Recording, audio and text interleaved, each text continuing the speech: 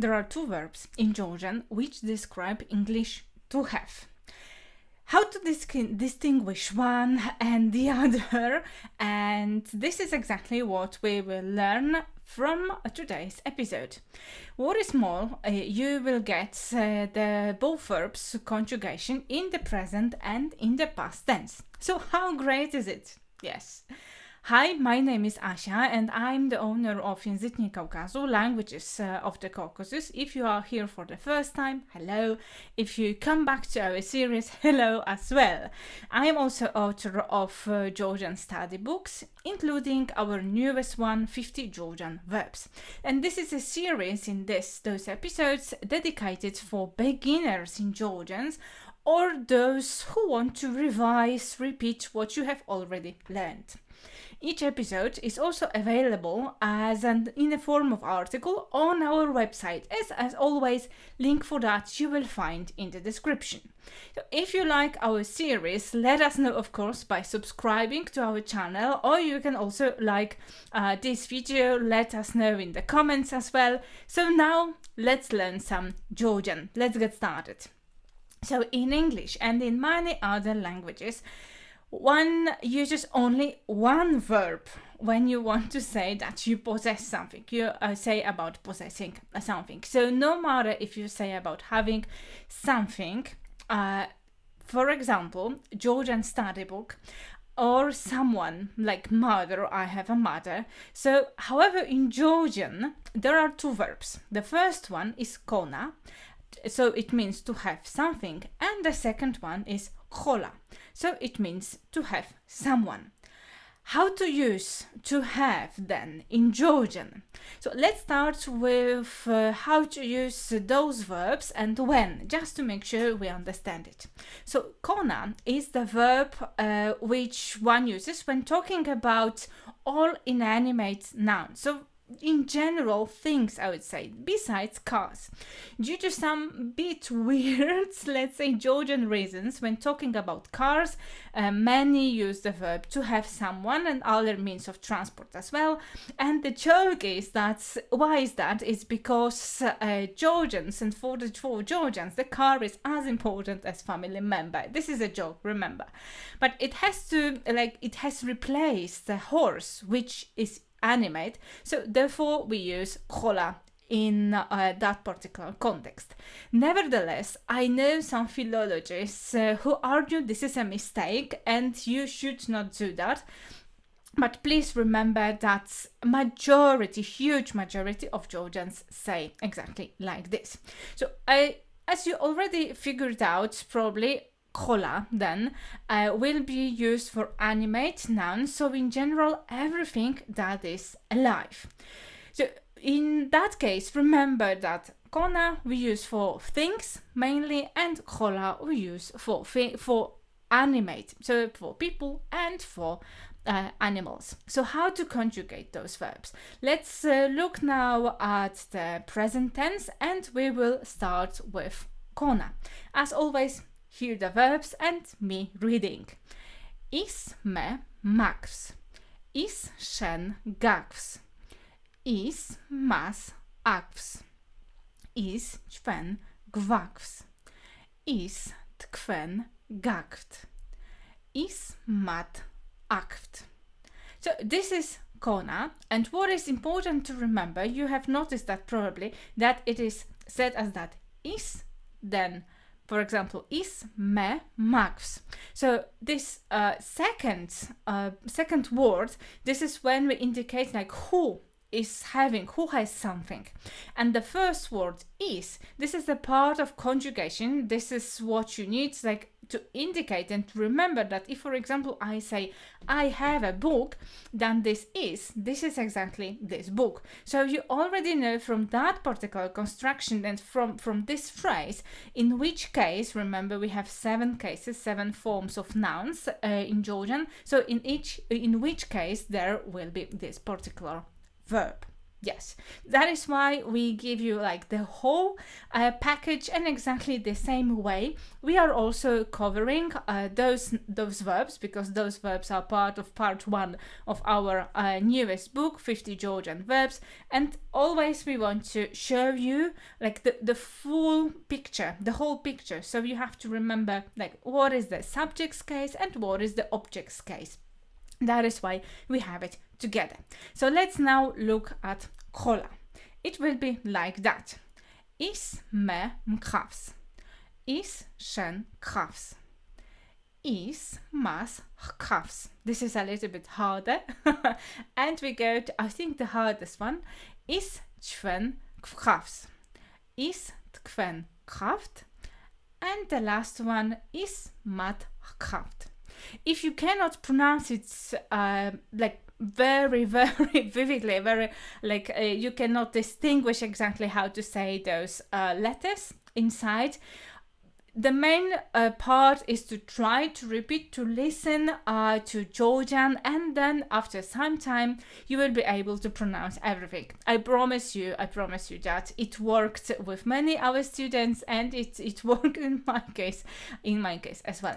So as I mentioned, the word is represents a person or a thing that you have. For example, I have a mother, then it means that mother, so deda, it will be in the first case. The second column of words that we have, this is a personal pronoun for people who have it or who have someone.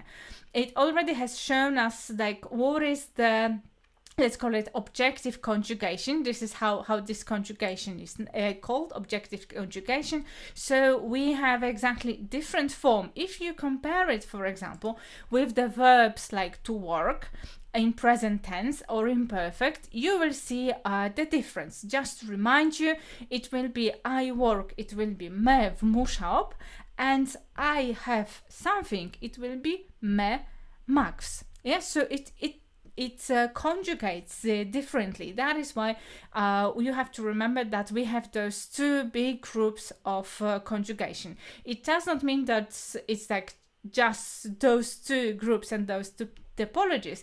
There are different ones, but from the perspective of markers, it is very helpful to remember like which verb goes to which bucket, let's say like that.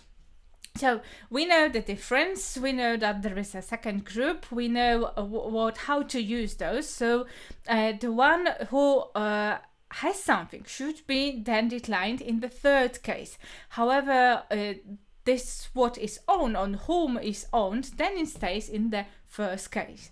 As you may see, learning the declination, especially I would say the first, the second and the third case, is of great use when talking about verbs. This really will appear in almost any sentence that you want to create, and any sentence that you really will be studying, will be seeing or hearing anywhere.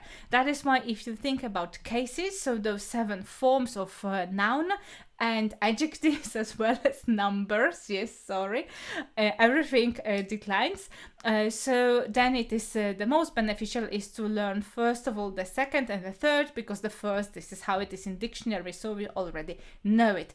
I think we will have in a couple of weeks already video about in general the cases, so we will have like a helicopter view what is there, and then we'll be going into details as we already know some verbs with which you can use it.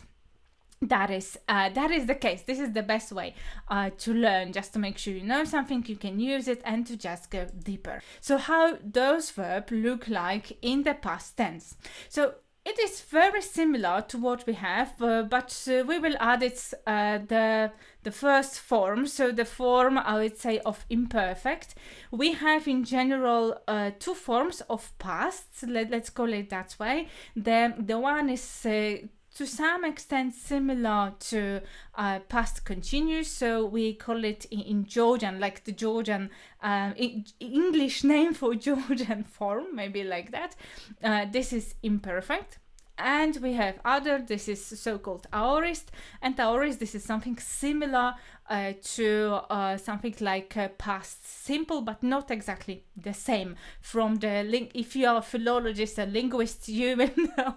If I tell you that it is the same, you will say no, no, no, it is not the same. But if you just want to learn, you are not going into the scientific details, then it is not required to know like very tiny details of it. You can just recall it. This is to some extent similar. Yeah, so the good, I think, information is that for those two verbs, for in general the past, we will have just one form, and it is very, very helpful, I think, if you are learning Georgian. So let's now look how it conjugates. So kona, isme mkonda, ishen konda, ismas konda, isçwen konda, istkwen kondat, and the last one is ismat kondat. So it changes like everything. It changes besides those markers of a person. So let's see then how the conjugation of kola looks like in that case. So it will be like that. Is me mkhavda. Is shen khavda. Is mas khavda. Is çwen khavda. Is tkwen khavdat. And the last one is mat khavdat. As you probably hear it already, and you will definitely hearing that with Georgians, not every letter is very, very pronounced, yes, as it is normally when we say fast. So looking at the present and past forms, you have probably noticed that there is a particle typical for the tense, this past tense. So this is da. And often this would be an indicator for you that this is probably the past, and especially this appears in the imperfect form of past tense. So this is what you will see in many verbs like that.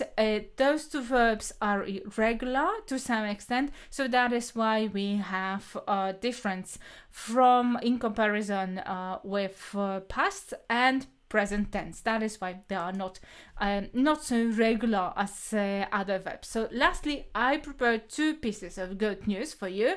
Firstly, please notice that there is no change in cases usage, no matter if it's present or past tense. So if you learn it once, you can use it for the other as well. So what does mean? That it is not changing at all. It will not change in the next tense as well. I can already give you this good news. So secondly, both verbs that we learned today, as I already mentioned, they have the same form of past simple, so called this aorist. So that is why if you learn one, you will in general have for two.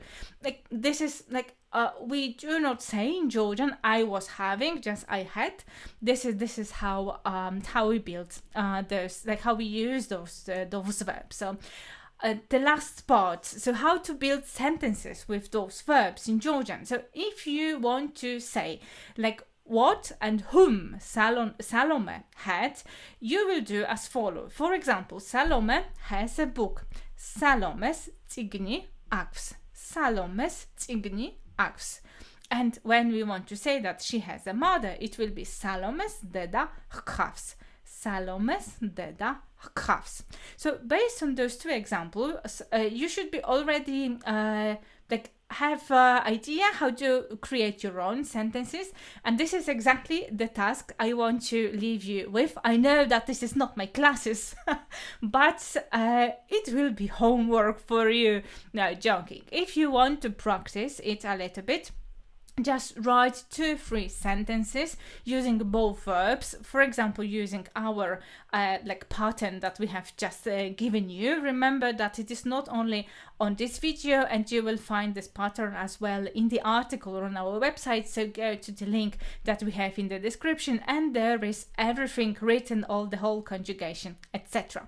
So this is the homework. Let's say that idea how to learn it better, write 2 or 3 sentences with each verb. You can then either put it in the comments and we will let you know whether is everything correct, whether you need to change anything, or the other option is just to subscribe to our Caucasian Mail. So this is our newsletter that we send you weekly, or maybe you're already there. So just reply to the email that we are sending you and send me. It will be directly coming to me. Send me those sentences, 2 or 3 sentences of each verb, and I will check it for you. So I will let you know whether everything is okay, and just go along with your learning Georgian, or maybe we need to tweak something a little bit just to make it, let's say, more correct. Let's go like that way, in a positive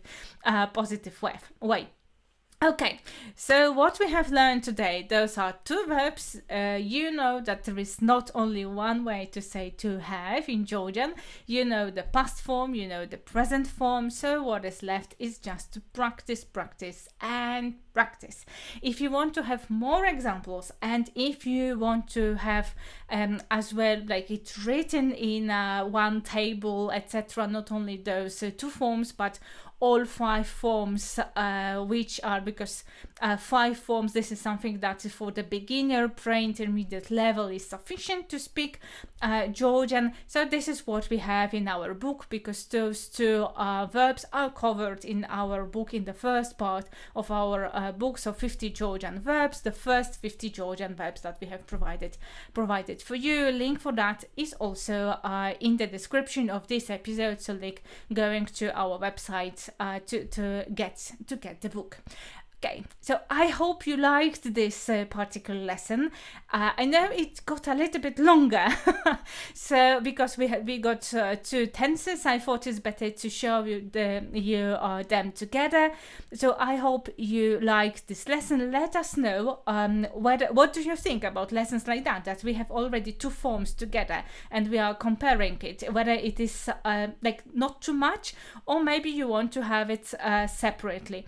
Then if you like it, of course, thumbs up, let us know by liking it. Remember to subscribe, because then you will just get information and notification that the new episode of this series, or many others, mini lessons that we are publishing here as well, will go directly to on your phone maybe, or to your mailbox.